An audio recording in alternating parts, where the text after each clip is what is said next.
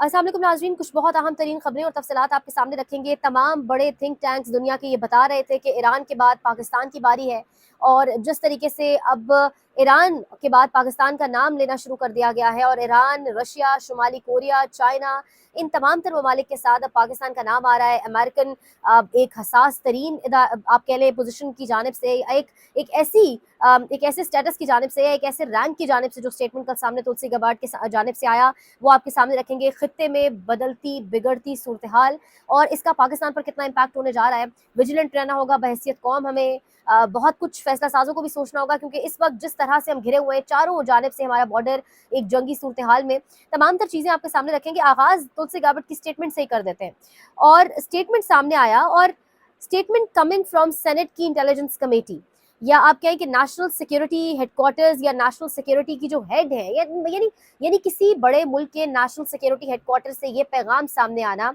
और ये कहा जाना कि पाकिस्तान जो है, Pakistan long range ballistic missile capacity could include ICBMs with range capable of striking homeland. ये तुलसी गबार्ड ने स्टेटमेंट दिया है सेनेट हेयरिंग के अंदर। एक बड़ा उनका ऑब्वियसली एक उनकी जो आप कहें एक आला फोरम जो उनका आप कह सकते हैं, एक नेशनल सिक्योरिटी हेड की जानब से ये मैसेज आना और ये कहा जाना कि पाकिस्तान के जो लॉन्ग रेंज बैलिस्टिक मिसाइल्स हैं वो अब अमेरिका को तक पहुंच सकते हैं। Pakistan's long-range ballistic missile development potentially could include ICBMs with a range capable of striking the homeland. के एक्चुअल में फैक्ट्स ऐसे बिल्कुल भी नहीं है। ये बेसिकली इंटरकॉन्टिनेंटल बैलिस्टिक मिसाइल्स की बात हो रही है।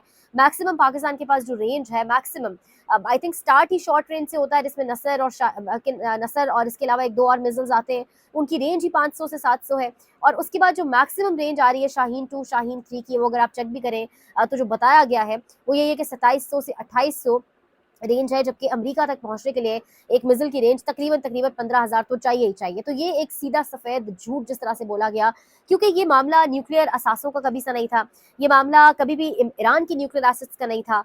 तुलसी गबार्डी यहाँ पर बता रही हैं कि ईरान का जो न्यूक्लियर पूरे का पूरा प्रोग्राम था, इस हवाले से जब उनसे सवाल हुआ तो उन्होंने कहा कि जब आखिरी बार B2 बॉम्बर्स गए थे ईरान के अंदर और जब जाके उन्होंने बॉम्बिंग की थी, तो उसके बाद से ईरान किसी भी तरह से यूरेनियम एनरिचमेंट की जानिब आगे नहीं बढ़ रहा था।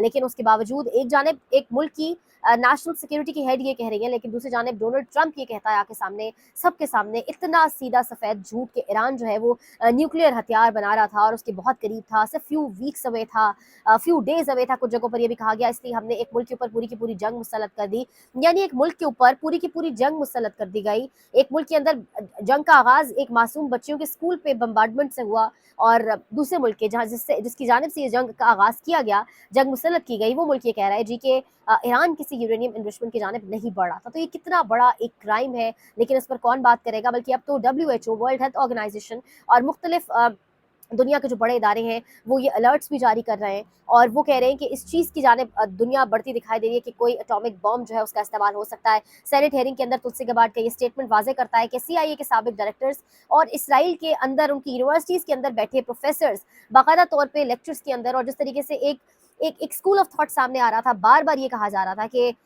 ईरान के बाद पाकिस्तान की, खासकर बलूचिस्तान का नाम लेकर कहा जाता था कि ईरान के बाद पाकिस्तान की बारी होगी। ये जो कल का तुलसी गबार्ड का स्टेटमेंट है ये उसी जानिब, उन्हीं तशवीशनाक चीज़ों की जानिब इशारा कर रहा है, उसी ग्रेटर प्लान की जानिब, या वही जो एक बड़ा डर्टी प्लान है उसकी जानिब इशारा कर रहा है। क्योंकि मामला न्यूक्स का नहीं है, मामला पाकिस्तान के लॉन्ग रेंज मिसाइल्स का नहीं है, मामला कुछ और है, मामला खित्ते में गलबा हासिल करने का है। और ये सब हो भी तब रहा है जब पाकिस्तान के फील्ड मार्शल, अमेरिका के फेवरेट फील्ड मार्शल हैं, जो पाकिस्तान के प्राइम मिनिस्टर, अमेरिका के फेवरेट प्राइम मिनिस्टर हैं और बड़ी तारीफें भी की जाती हैं, लेकिन उस वक्त के अंदर तुलसी गबार्डी कह रही हैं कि पाकिस्तान के लॉन्ग रेंज मिसाइल्स जो हैं वो US को एक बहुत बड़ा खतरा है। तो ये सारी सिचुएशन से क्या सबक सीखने को मिलता है? एक तो पाकिस्तान की कौम को तो अगला स्टेप है ना, पाकिस्तान के जो फैसला साज हैं अब उनको बहुत विजिलेंट होना होगा। पाकिस्तान के अंदर आपका सबसे बड़ा लीडर आपने जेल की सलाखों के पीछे डाला हुआ है। एक जानिब तो आप इस जंग में भी, आपका डिफेंस पैक्ट है, आप सऊदिया के साथ एक डिफेंस पैक्ट में शामिल हैं।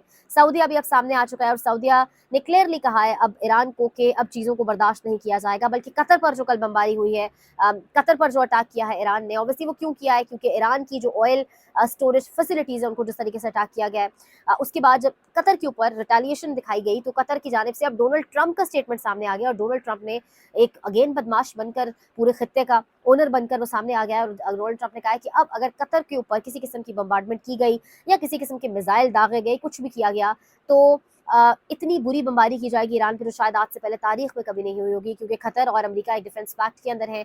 उसी डिफेंस पैक्ट का एक प्रेशर या उसी डिफेंस पैक्ट की अम्ब्रेला के अंदर लाने की कोशिश की जा रही है पाकिस्तान को, और वो कोशिश इस तरह से की जा रही है कि सऊदिया अब जब बार बार ये कह रहा है ईरान को कि हम रिएक्शन देने का हक रखते हैं, तो ऑब्वियसली वो रिएक्शन सऊदिया नहीं देगा, कौन देगा हम सब जानते हैं। लेकिन दूसरी जाने पाकिस्तान में फील्ड मार्शल आसिम मुनीर की बीबीसी उर्दू कह रहा है, फील्ड मार्शल सैयद आसिम मुनीर की शिया उलमा से मुलाकात के दौरान गुफ्तगू, किसी दूसरे मुल्क में पेश आने वाले वाकयात की बुनियाद पर पाकिस्तान में तशद्दुद को बर्दाश्त नहीं किया जाएगा।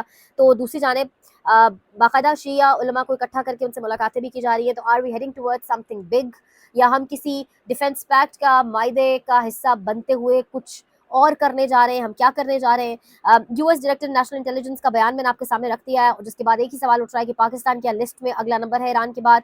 पाकिस्तान का मिसाइल प्रोग्राम पहली बार ये थ्रेट नहीं है। इससे पहले भी जो है वो मुख्तलिफ अमेरिका के जो तमाम तर सदूर हैं, वज़ीर आज़म है, वो पाकिस्तान के अटामिक पावर के ऊपर या मिसाइल प्रोग्राम के ऊपर मुख्तलिफ सवालात उठा चुके हैं, और उनको हमेशा से एक थ्रेट ही लगता था। पाकिस्तान का जो न्यूक्लियर प्रोग्राम है या पाकिस्तान का जो मिसाइल प्रोग्राम है, हमेशा से उसकी जानिब एक तशवीश की निगाह से देखा जाता था। ये मैं आपके सामने एक स्टेटमेंट रखूं। सेनेटर रेड अमरीकी समात में कह रहे हैं कि हमने दुश्मन को समझने में गलती कर दी, ईरानी शहादत को खुशी की तरह मनाते हैं, क्या हम इनको ये मौका देंगे कि वो रसूल अकरम सल्लल्लाहु अलैहि वसल्लम के नवासे की शहादत को भी मनाते हैं? क्या ये दुरुस्त है? There is a tradition in Shia, though, to honor martyrs. One of their greatest celebrations is the martyrdom of the grandson of Muhammad. Is that correct? That's right. So we might have played into their cultural biases erroneously. Tulsi Gabbard ने कहा आगे से जी बिल्कुल, और वो बिल्कुल खामोश हो गई, क्योंकि ईरान की अवाम का, ईरान की लीडरशिप का जो जज्बा है, जो कन्विक्शन है, जैसे दे आर वेटिंग फॉर मार्टायरडम, वो इंतजार में बैठे हैं कि हम शहीद कर दिए जाएं। और उनको बिल्कुल खौफ नहीं है कि उनकी जिस तरह से जिस फिरौनियत और रौनक भरे लहजे में जो अमेरिकन वॉर मिनिस्टर है वो कह रहे थे कि ऊपर स्काइस पे सिर्फ जहाज होंगे, बम्बार्डमेंट होगी, डिस्ट्रक्शन होगी, डेथ होगी, लेकिन ईरानी चेहरों को देखकर ऐसा बिल्कुल नहीं लग रहा, बल्कि जो तशवीश है, जो एक थ्रेट की लहर है, वो अमरीकी या इसराइली चेहरों पर ज़रूर दौड़ रही है। अब इसराइल ने ईरान के पार्स गैस फील्ड पर हमला किया ताकि जंग की आग मजीद बढ़े। पार्स गैस फील्ड ईरान और कतर की मुश्तरका गैस फील्ड है। इसराइल ने जानबूझकर ये जुर्म किया ताकि खत्ते में तेल गैस की कुओं पर जंग की आग बढ़े और फैले। कुवैत के साबिक वज़ीर इत्तलात ने यह बयान दिया है। इसके साथ साथ जो अमेरिका के इंटेलिजेंस एहलकार हैं, उन्होंने टकर कार्लसन को एक इंटरव्यू दिया है, और उन्होंने इस जंग के अंदर ही रिजाइन किया, और अब वो कह रहे हैं कि ना 3 हफ्ते पहले ना पिछले साल जून में ईरान एटमी हथियार हासिल करने के बिल्कुल करीब नहीं था, क्योंकि ईरान में एटमी हथियारों के खिलाफ एक फतवा मौजूद है, और अमेरिका के पास ऐसी कोई इंटेलिजेंस नहीं थी जो कि साबित करती हो कि ईरान इस फतवे के खिलाफ काम करने जा रहा था। यही बात नेशनल सिक्योरिटी हेड तुलसी गबार्ड भी बता चुकी हैं। तो फिर ईरान के ऊपर जो इतना बड़ा एक हमला किया गया, जिसके बाद पूरी दुनिया के अंदर एक खलबली है, एक हलचल है, पूरे का पूरा मिडिल ईस्ट, पूरे के पूरे खत्ते की सूरत हाल, जो ऑयल एंड गैस प्राइसेस के अंदर सर जा रहा है, जो स्टार्वेशन की बात हो रही है, जो इन्फ्लेशन की बात हो रही है, इसका जिम्मेदार कौन है? क्या अमेरिका को भी कोई कटहरे में खड़ा करेगा या नहीं करेगा? आने वाले दिन बहुत सख्त होंगे। मोहम्मद मालिक साहब भी तज्जिया कर रहे हैं, वो कह रहे हैं कि इन्फ्लेशन जो है गालिबन 8-9% तो पर चली ही जाएगी, लेकिन अब इससे बढ़कर कहा जा रहा है कि इससे मजीद ऊपर इन्फ्लेशन जाने के चांसेस है। तो हालात अब बहुत ज़्यादा तेज़ी से ख़राबी की तरफ जा रहे हैं। और दूसरी जानिब आपका जो एक बॉर्डर अफ़गानिस्तान के साथ सीज़ फायर आपने ईद तक ऐलान तो ज़रूर कर दिया है, लेकिन उस पर एक बहुत शदीद डिस्टर्बेंस मौजूद है। इंडिया के साथ बॉर्डर, इंडिया तो इंतज़ार में बैठा है कि आप पर किसी तरीके से अटैक किया जा सके। तीसरा बॉर्डर आपका ईरान के साथ, और अगर वहाँ पर भी आप किसी को एक डिफेंस अम्ब्रेला के नीचे रखते हुए कोई काम शुरू करने की कोशिश करते हैं, तो ईरान तो फिर अपने आसपास हमसायों के साथ इतने बुरे ताल्लुकात में नहीं था। हमारे तो आसपास बुरे ताल्लुकात के, हमारे आसपास दुश्मनों से तमाम दरवाज़ों पर दुश्मन दस्तक दे रहे हैं। मुल्क के अंदर एक बड़ी हॉस्टाइल सी सिचुएशन है, एक बड़ी एब्रप्ट सी सिचुएशन है, एक बहुत ज़्यादा एक्सट्रीम लेवल के ऊपर पोलराइजेशन है। मुल्क का सबसे बड़ा लीडर जेल की सलाखों के पीछे है, बंद कमरों में फैसले हो रहे हैं।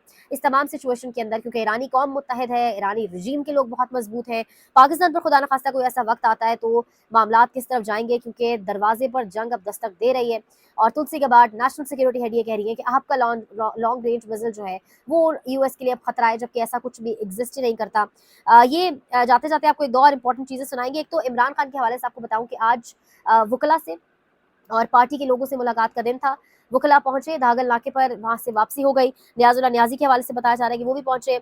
इसके साथ साथ इमरान खान से मुलाकात के लिए सूबाई वजीर केबी के आगिबुल्ला खान, एमपी पंजाब तनवीर असलम और मेजर रिटायर्ड नतासब सत्ती भी पहुंचे, लेकिन मुलाकात नहीं होने दी गई। ठीक एक रोज बाद ईद और उसके बावजूद मुलाकात नहीं होने दी जा रही। ये इस वक्त सिचुएशन है। आप मुल्क के अंदर मामलात को इस तरह चला रहे हैं और मुल्क के चारों तरफ आपके बॉर्डर्स पर जो सिचुएशन और जो स्टेटमेंट्स आप सुन रहे हैं वो भी आपके सामने है। मोहम्मद मालिक का प्रोग्राम कैसे काटा गया, क्या वजह बनी, जहाज का प्रोग्राम, जहाज के ऊपर बात करना इतना बड़ा जुर्म क्यों है। एक ज़माने में काशिफ अब्बासी ऑफ एयर कर दिए गए थे, अभी तक ऑफ एयर है क्योंकि उन्होंने इलेक्शन धांधली के ऊपर बात की और अब जहाज शायद बहुत नागुज़ीर टॉपिक हो चुका है। ये सुनेगा असदुल्ला खान क्या कह रहे हैं, देखते रहिए सियासत.pk। आपको शर्म भी नहीं आती कि आप झूठ भी बोलते हैं, वजाहत भी जारी नहीं करते उस झूठ की, और यूटर्न भी ले लेते हैं, मुकर भी जाते हैं अपनी बात से, और आप पे पीका भी नहीं लगता। यानी ये अजीब तमाशा बनाया हुआ है। और फिर मालिक साहब ने कल रात अपने प्रोग्राम में सवाल फिर उठाए तो थरथली मच गई, टेलीफोन बजना शुरू हो गए इधर उधर से, और फिर प्रोग्राम को अचानक कट लगा के ब्रेक पर चले गए। मरियम नवाज साहब को अकाल जुमला को याद होगा कि देखी मेरी मीडिया मैनेजमेंट, देखो फलां फलां चैनल ने इनकी जई तई फेर दी है, देखी मेरी मीडिया मैनेजमेंट।